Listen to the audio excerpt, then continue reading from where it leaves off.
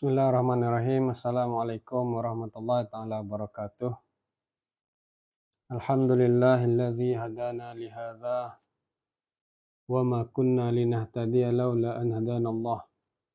Asyhadu an la ilaha illallah wa asyhadu anna Muhammadar Rasulullah. Allahumma salli ala sayyidina Muhammad wa ala alihi wa ashabihi wat tabi'in wa tabi'ihim bi ihsanin ila yaumiddin amma ba'd. Syukur kita kehadrat Allah Subhanahu wa taala. Malam ni kita diberi peluang dan diberi ruang masa oleh Allah Subhanahu Wa Taala untuk kita berkumpul di alam maya. Beberapa sahabat saya sudah pun berjumpa hari ini tadi di UKM, terutamanya bagi ejen-ejen wasiah shop lah. So tak apa, alhamdulillah kita ada masa juga lah malam ni kan, walaupun tadi ada program. So hari ni kita akan bincang ataupun kita akan berkongsi, saya akan berkongsi sedikit sebanyak mengenai isu-isu tentang pengurusan harta pusaka. Sebenarnya isu-isu tentang pengurusan harta pusaka ni boleh dikatakan sebagai tajuk terakhir lah dalam silibus saya. Saya buat silibus sendiri. Dalam silibus saya tu seolah-olah tajuk ni saya sum up, saya summary balik, saya buat kesimpulan balik ataupun rumusan balik terhadap beberapa isu yang biasanya timbul di dalam pengurusan harta pusaka. Isu tu bukannya saya nak selesaikan, isu tu kena kita sama-sama fikirlah untuk selesaikan, macam itulah maknanya. Maknanya pengalaman saya duduk handle pengurusan pusaka ni, ini di antara beberapa isu yang sering saya ketemui lah, maknanya berdasarkan pengalaman lah. So saya terus share screen aja lah.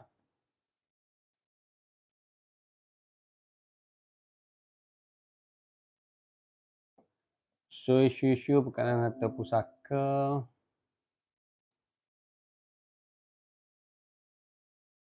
Yang pertamanya mengenai isu waris kanak-kanak. Kanak-kanak menjadi waris ataupun penerima harta pusaka. So perlu difahami untuk kanak-kanak ni dia akan jadi dua pihak yang berasingan. Selalunya di luar sana dia duk fikir ibu kepada kanak-kanak tu dia akan jaga kanak-kanak tu, contohnya suami mati meninggalkan isteri dan meninggalkan anak-anak kecil. So memanglah anak-anak kecil tu akan hidup dengan ibu dia. Tetapi kita kena faham penjaga harta ataupun wali mal tu tidak semestinya ibu tu. Tidak semestinya ibu tu. Banyak juga kes sebenarnya wali mal tu dia pergi kepada bapa yang meninggal dalam kes ni. Kalau ibu yang meninggal memang dapat kepada bapa lah. Kemudian bapa kepada bapa dia ada urutan dia lah. So selalunya kalau tak ada datuk sebelah bapa, selalunya diberi kepada amanah raya lah. Kalau pengalaman saya sama ada di High Court ataupun di pusaka kecil, dia akan bagi kepada amanah raya. Tapi kalau jumlah tu mungkinlah tidak berapa banyak, maka boleh diberikan juga kepada ibu tu untuk menjadi pemegang harta. So maknanya kita nak cerita waris kanak-kanak ni, dia tak semestinya mak dia yang jaga harta dia. Macam tu. Begitu juga kalau lah berlaku perceraian contohnya, yang menjadi penjaga harta kanak-kanak tu masih lagi bapa dia, walaupun bapa dia dah bercerai dengan mak dia. Walaupun yang jaga dia tu mendapat hadanah tu ialah mak dia. So ini yang Dr. Zamro sebut tadi, si ibu tu dia nak bagi hibah contohnya harta dekat anak dia, tetapi yang kena qabulnya ialah si bapa. Walaupun bapa tu mungkin dah culas untuk memberi nafkah sebab dia dah bercerai. Jadi dia tidak mestilah si ibu tu dia tak naklah si bapa tu qabul kan. Walaupun mungkin hanya qabul, kalau bagi harta ta'alih qabul secara ni je, secara dokumen ataupun majlis hibah saja. Tetapi dia akan mendedahkanlah harta-harta si ibu tu. Contohnya kalau ibu tu kerja pula, oh banyak duit juga rupanya engkau dapat beli rumah pula. Contohnya kan, jadi macam dia akan jadi banyak masalah lah realitinya. So itu pun ada pandangan-pandangan yang membenarkan ibu kena buat permohonan lah, sebenarnya kena buat permohonan untuk melantik pihak ketiga menjadi penjaga harta untuk anak dia. Minta je lah amanah raya ke kan, lepas tu barulah. Selalunya mudah minta amanah raya, jangan dia minta supaya kakak dia menjadi pemegang harta ataupun dia jadi pemegang harta, jadi payah macam tu. Kecuali lah certain cases mungkin boleh lah. Kalau nak suruh mudah, minta saja amanah raya pihak ketiga menjadi pemegang harta, selalunya boleh dibenarkan lah. So kalaulah seseorang itu dia mahukan isteri dia juga menjadi pemegang harta anak-anak dia apabila dia meninggal, bila dia meninggal, mana harta pusaka dia untuk anak-anak kecil dia tu dipegang oleh isteri dia. Di situlah fungsinya wisayah, wasiat pelantikan wasi. Dia melantik wasi untuk menguruskan harta dia secara umum, tetapi dia buat satu lagi klausa selepas dia lantik wasi. Contohnya dia lantik syarikat amanah ataupun lantik Majlis Agama Islam sebagai wasi untuk menguruskan harta pusaka pewasiat tadi. Klausa kedua tu selalunya bagi ayah tadilah. Saya letakkan klausa kedua, saya dengan ini melantik isteri saya, namalah isteri saya nama sekian-sekian, nombor kad pengenalan, menjadi wali mal kepada waris kanak-kanak saya. Dia kena cakap macam tu, barulah benda tu terus jadi sah lah, sebab dia ada kuasa wali mal dan dia sudah memasukkan dalam wisayah dia. Dalam wisayah, wasiat pentadbiran. Wasiat pentadbiran secara khusus macam tu dia tak apa, maknanya yang umum tu bagi dekat syarikat, yang khusus tu pula untuk wali mal tu isteri dia. Kemudian dia khususkan pula, saya dengan ini melantik seorang lagi wasi khusus saya untuk menguruskan wang kripto saya, contohnya. Sebab wang kripto ni memang kena wasi khusus. Kalau nanti saya jadi wasi untuk wang kripto, apa nak saya? Macam mana saya nak akses untuk cairkan wang kripto tu kan, dengan ID dan passwordnya bukan semudah tu, sebab dia kena ada device dia pula, kemudian 2 layers authentication lah, macam-macam. So kadang-kadang kalau ada wang kripto, kalaulah wang kripto tu dihukumkan sebagai halal lah bagi yang berpendapat halal tu kan. So maknanya di dalam wisayah tu saya nak cerita, kita boleh buat beberapa pelantikan. Bukannya kita buat pelantikan syarikat tu aja dia jadi wasi, maka syarikat tu buat semua. Kita boleh buat beberapa pelantikan wasi khusus walaupun wasi umum tu sudah ada. Wasi umum tu syarikat telah contohnya. Ataupun tak kira lah siapa-siapa pun, tapi maknanya selepas tu ada pula wali mal yang khusus, iaitu isteri saya menjadi wali mal kepada anak-anak saya. Kemudian ada pula wasi khusus untuk wang kripto saya, sebab syarikat pun mungkin tak reti kat wang kripto kan, ataupun tak tahulah kenapa, tapi wang kripto tu kena ada wasi yang khusus lah, sebab orang yang main kripto saja dia tahu macam mana nak mencairkan kripto tu. Dia bukan wang digital ataupun dia bukan internet banking, dia lain sikit. Sebab dia nak cairkan tu pun dia ada forum dia yang tersendiri lah, tempat dia nak berjual beli tu kan. Malaysia ni banyak guna Luno lah kot, Luno. Kemudian tak apalah, maknanya kena ada mana dibolehkan di dalam wasi tu, di dalam wisayah itu dibuat beberapa pelantikan selain daripada pelantikan umum, dibuat juga beberapa pelantikan khusus. So sebenarnya wisayah tu akan jadi panjang tak sebenarnya kalau faham, sebab kita boleh lantik satu persatu, bukannya satu klausa. 3 klausa dah kat situ. Klausa wasi secara umum, klausa wali mal, klausa untuk wang kripto, contohnya lah. Sebab berlaku juga kes ibu-ibu ni dia bersungut lah, dia macam susah lah macam ni, duit pun duit pun amanah raya jaga, bila budak-budak ni nak masuk sekolah kita kena minta pula duit dengan amanah raya ni kedekut pula, berapa kan duit dia pun duit anak aku, macam-macam kadang-kadang. Tapi itu pun sebenarnya satu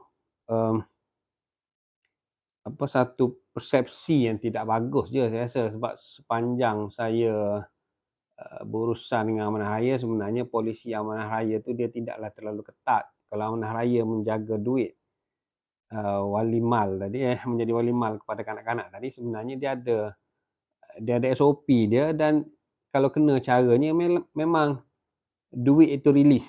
Selalunya kalau duit itu lebih 40,000 agak mudah amanah raya itu rilis. Kalau duit itu dah bawah 40,000 amanah raya akan jadi ketat sikit. Sebab takkanlah bila kanak-kanak tu dah umur 18 tahun tak ada duit dia.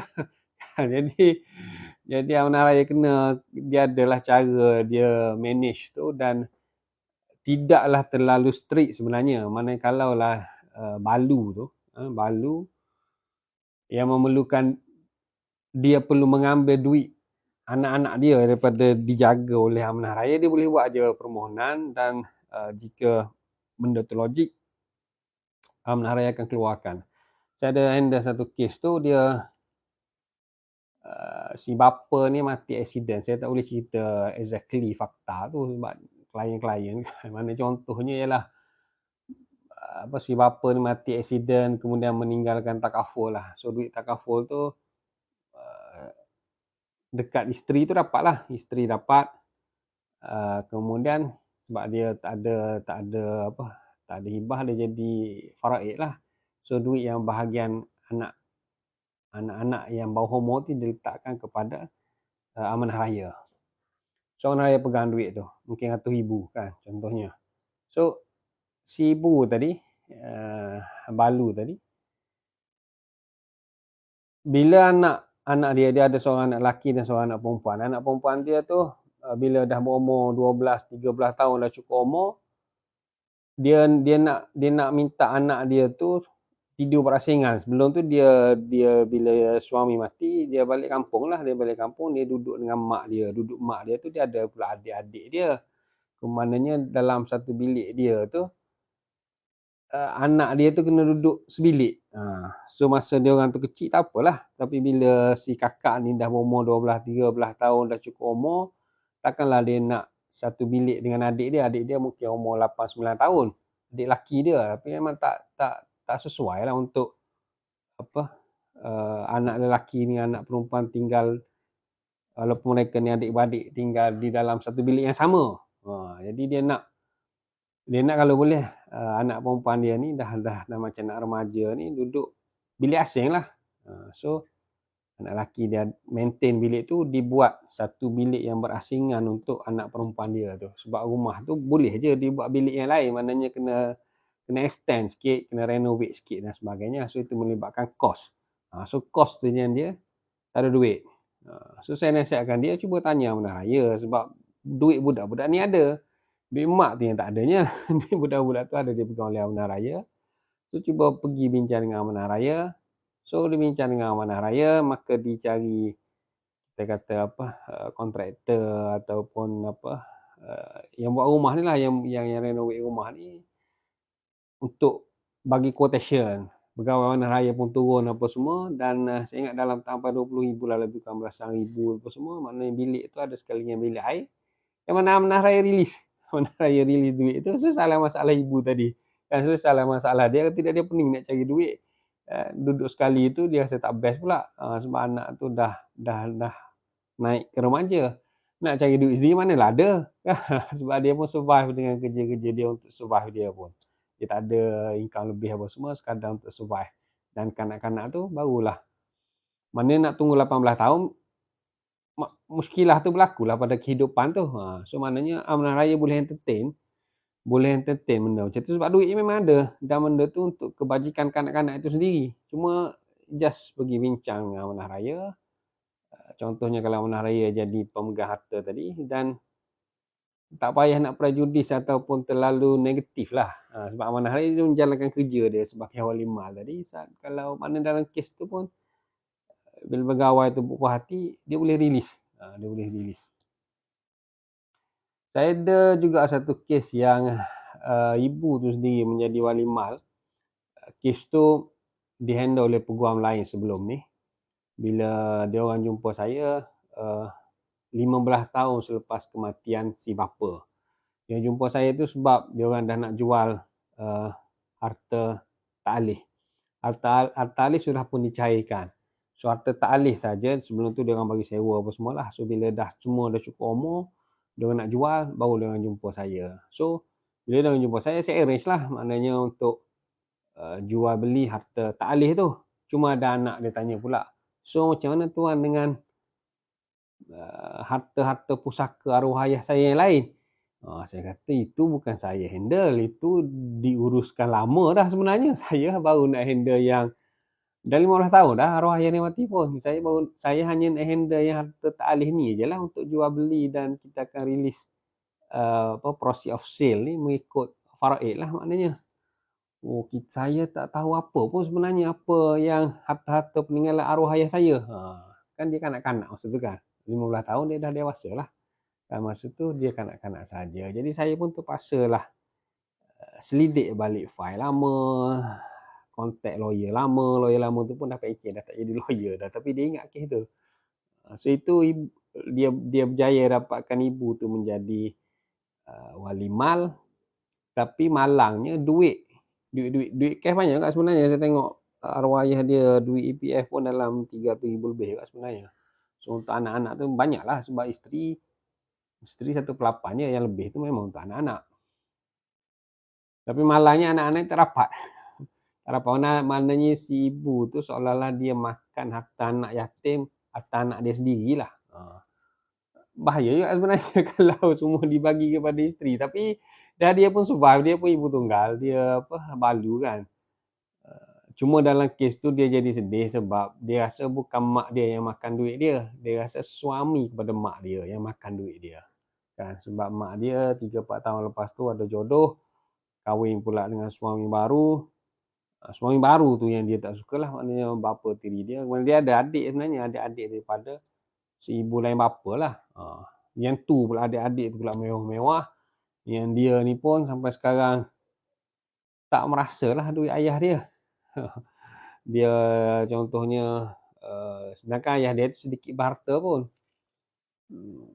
Maknanya siang hari dia kerja kilang, malam jual burger.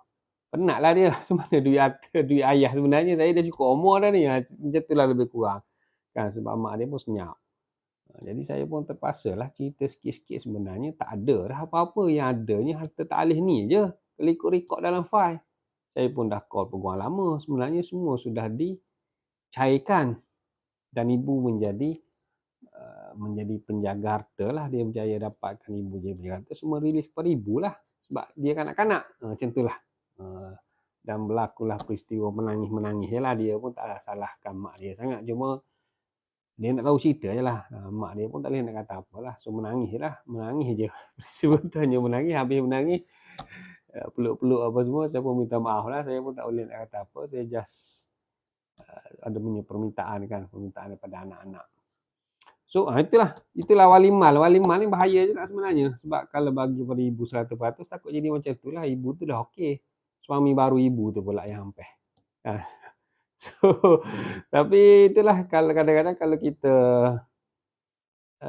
so kalau macam tu boleh baik letak dekat amanah raya kan. Tapi silat-silat ibu lah susah juga. Si ibu tu kalau sikit-sikit kena minta kan. Amanah raya kalau dia strict, susah lah pula kan. Sekarang ni budak-budak pun kos pembelajaran pun banyak juga. Kat tahun 1 tu mungkin nak guna laptop dah. Kat sini kalau dulu PDPR tu memang kena beli handphone lah kan. So memang macam-macam. Kadang-kadang memang tak tahulah, itulah. Sebab wali mal tu dia adalah suatu perkara yang perlu difikirkan juga lah. Maknanya perlu diambil berat dan perlu diuruskan dengan baik lah kan. Kes wali mal dengan jaga diri, jaga kanak-kanak ni juga dia jadi bising. Contohnya dia dalam kes kemalangan di Duke. Kemalangan Myvi duk Bloomberg. King duk Bloomberg. Kemudian berlaku kemalangan, kemudian ibu dan bapa tu mati serentak.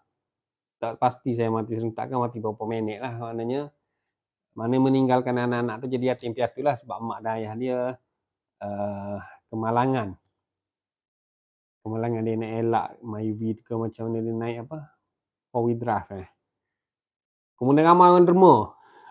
Sambil menyumpah seranah kepada pemandu Myvi tu. Saya rasa pemandu Myvi tu dah kena masuk penjara kot. Menderma sehingga kan mencecah 300,000 kalau tak silap saya. Dan derma tu dia tak kira harta pusaka sebab itu derma. Derma tu banyaklah pula sampai 300,000 derma kan. Derma ni selalunya berapa ribu je derma derma kematian, tapi disebabkan dia viral tu dan dia adalah anak-anak yatim. So yang jaga kanak-kanak tu orang lain, yang pegang duit derma tu orang lain. So itu pun menjadi isu, menjadi sambang menyaman antara antara yang jaga kanak-kanak tu dengan yang jaga duit tu. So itulah maknanya benda-benda macam ni memang menjadi isu dalam pengurusan harta pusaka dan kena kena tengoklah kita yang berurusan ni supaya tapi selalunya saya nasihatkan je klien saya untuk buat juga pelantikan walimal tadi. Selain wasi dia buat juga pelantikan walimal sebab selalunya kalau bagi dekat isteri jaga, kalau ibu tu makan harta anak, sebenarnya anak tak kisah-kisah pun sebab dia tahu mak dia tu ibu tunggal yang memang nak survive. Dia cuma dalam kes saya tunjuk contoh tadi, dia bukan nak marah mak dia, nak marah kepada bapak tiri dia tu kan. Adalah. So, isu seterusnya antaranya ialah tentang ocumental. Lebih kurang tadi juga dia sebenarnya lebih kepada pemegang amanah untuk menjaga harta ocumental. Cumanya yang saya nak sebut di sini sebab jarang di kalangan kita tahu bahawasanya di sana ada satu lagi peruntukan untuk ocumental selain daripada kita pohon sebagai pemegang amanah yang biasa tu lah bila adanya waris. Kalau dekat pusaka kecil panggil TSA, tidak sempurna akal. So selalunya dilantik terus je lah pegawai akan lantik ataupun lantik lah apa juganya. Cumanya saya nak cerita di sana ada satu lagi peruntukan yang kita boleh gunakan, tapi ini peguam lah, kena lantik peguam lah, iaitu kita gunakan Seksyen 58 dan 59. Saya tertinggal kat situ, saya tulis 58. Selalunya kita minta secara bersama tu Seksyen 58 dan 59 sebab kita pohon pelantikan jawatan kuasa untuk orang dan estate. Orang tu Seksyen 58 lah, estate tu Seksyen 59 kalau tak silap saya. Kita lantik, kita buat sekali saja. Orang tu maknanya waktu dia hidup, jawatan kuasa pegang harta dia dan jawatan kuasa ni juga pegang selepas dia mati. Maknanya untuk ocumental ni, lepas dia mati pun kita tak payah nak urus pusaka dia sebab jawatan kuasa sudah pun diwujudkan. Ini kadang-kadang berlaku bagi contohnya seorang nenek yang nyanyuk. Nenek yang nyanyuk tapi tak mati-mati. Harta banyak. Kan? Bila dia nyanyuk kan.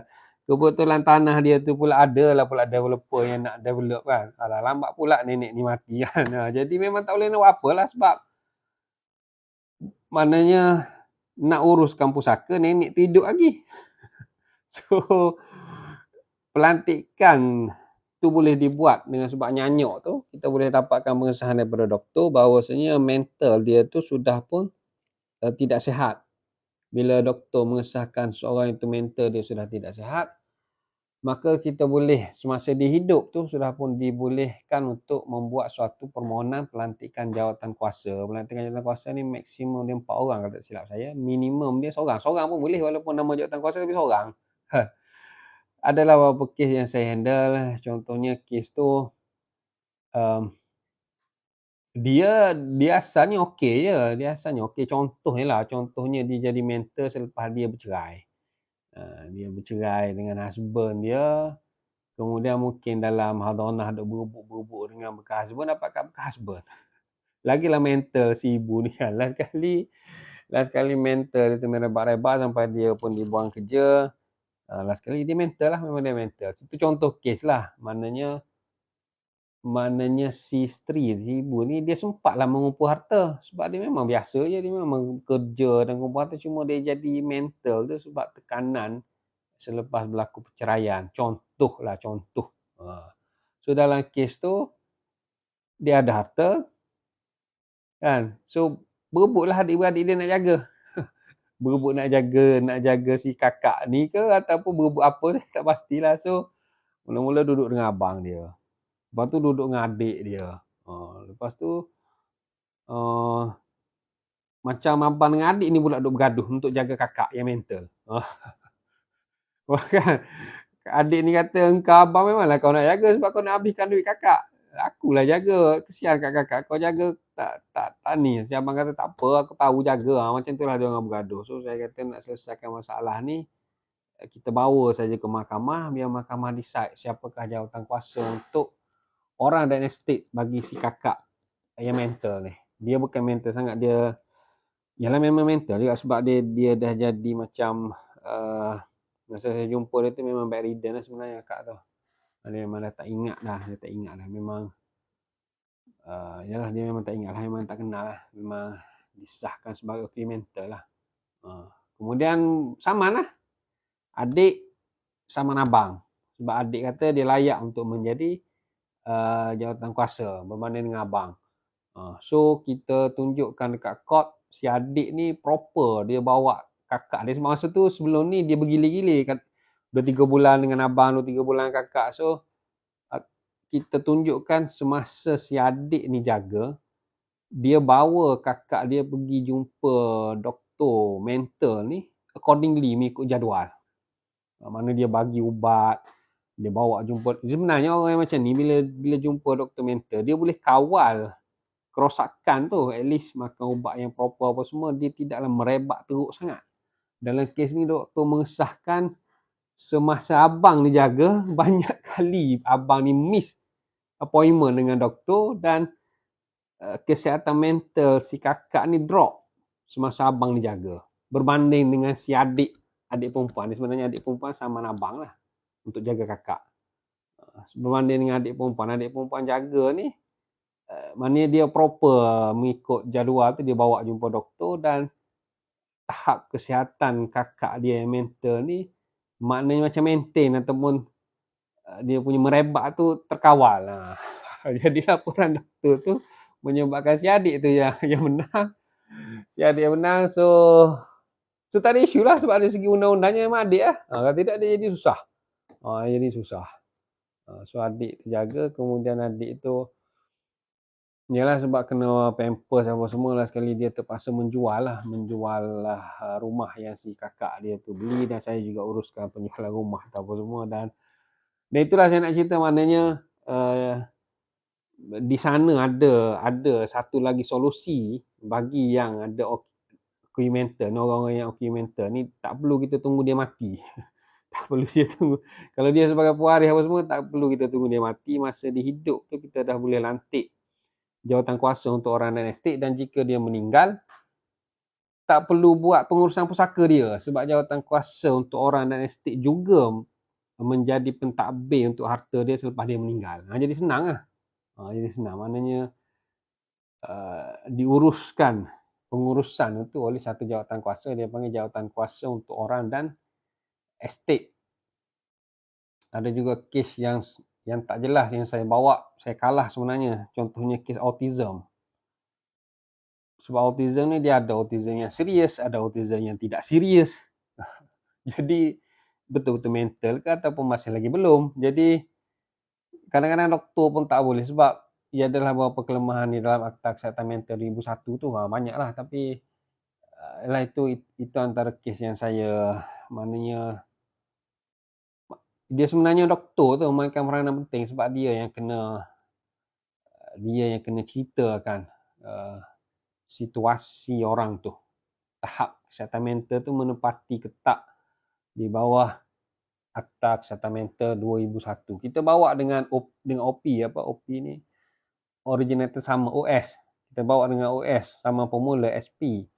Tetapi kalau kita merasakan fakta-fakta tu ada yang boleh mana tidak disetujui tentang fakta, kita kena bawa secara read saman. Tapi kalau benda tu mudah, kita bawa secara sama formula je lah. Tapi kalau benda tu susah, kita kena bawa secara read saman lah. Sebab yang tadi tu contohnya, maknanya kalau read saman tu doktor tu lah dia kena cross oleh kedua-dua pihak contohnya. Tapi adalah benda ni di bawah Akta Kesihatan Mental. Pewarisan tanah Felda ini pun jadi isu. Warisan tanah Felda ini memang jadi isu sebab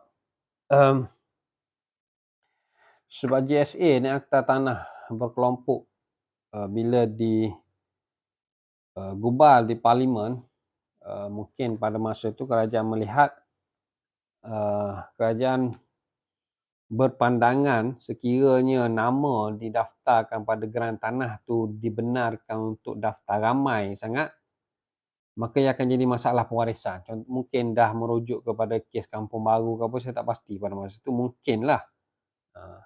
Cumanya di dalam handset Parlimen sewaktu Tun Abdul Razak membentangkan tentang rang undang-undang Akta Tanah Berkelompok ni, disebut bahawasanya Seksyen 14. Seksyen 14 dibenarkan pindah milik, bukan turun milik tu, pindah milik tu.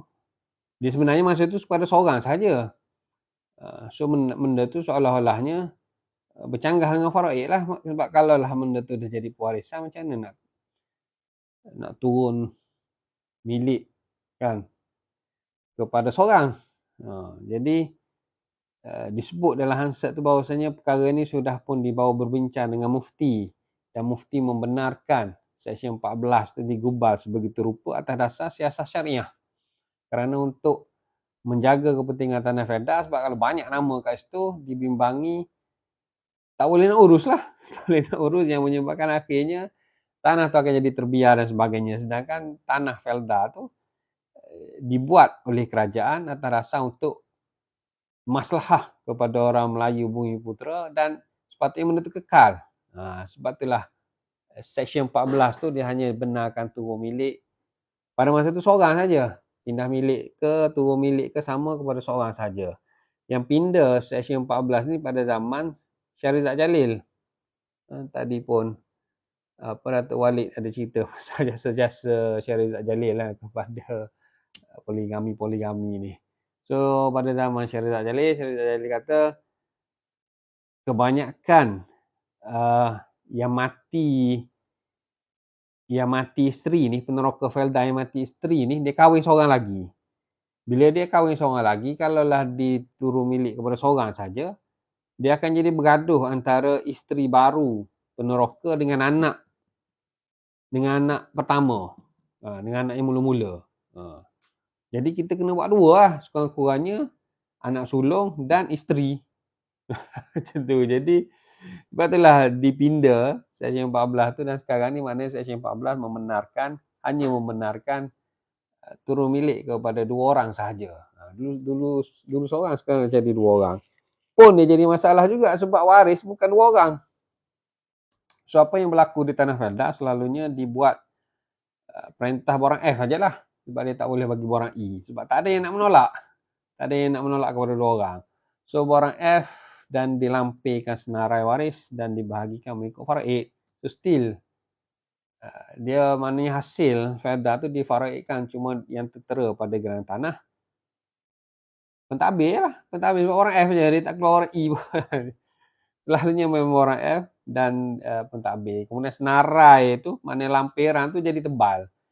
Geran tanah tu memanglah nama pentadbir je, tapi borang F tu yang panjang. So memanglah benda tu diuruskan mudah untuk Felda berurusan dengan pentadbir saja, sebab seorang je nama geran tanah, ataupun dua pentadbir, dua je lah Felda berurusan dengan proprietor yang dinamakan pada geran tanah tu lah, sama ada yalah selalunya sebagai pentadbir lah. Tapi benarnya dia timbul juga masalah sebab waris-waris itu kadang-kadang yang mentadbir tu dia yang menguruskan. Kadang-kadang kalau dia bagi dia yang urus, tiba-tiba hasil tu dibagi ke faraid, unfair juga sebab dia tukang urus, patutnya kena bagi upah dekat dia. Kadang-kadang berlaku isu upah kepada yang mentadbir. Sebab tu lah kadang-kadang last sekali semua keluar daripada Felda, last sekali bagi dekat Indon ke Bangla ke yang jaga tanah Felda, bagi-bagi upah kepada orang yang bersih tu dibahagilah kepada waris. Last kali tanah rumah tu pun jadi kosong enggak. Saya tahu, saya bukan orang Felda, cuma masalah tu still wujud lah bila dah generasi makin generasi ni. Sebab yalah nak letak nama banyak pun jadi masalah, tak boleh letak nama banyak pun masalah juga. Jadi saya pernah cadangkan supaya siapa yang nak tu dia membeli hak waris yang lain. Masalahnya dia nak beli pun dia bukan ada duit. Saya kata dia hutang duit Felda pula lah untuk beli. Last sekali tak habis lah. Felda kata asyik hutang duit Felda je, bila masa nak habis. Tapi Tak tahu macam mana, tapi itu antara, beberapa isu Felda, pewarisan Felda tu maknanya ada isu yang perlu kita fikirlah juga macam mana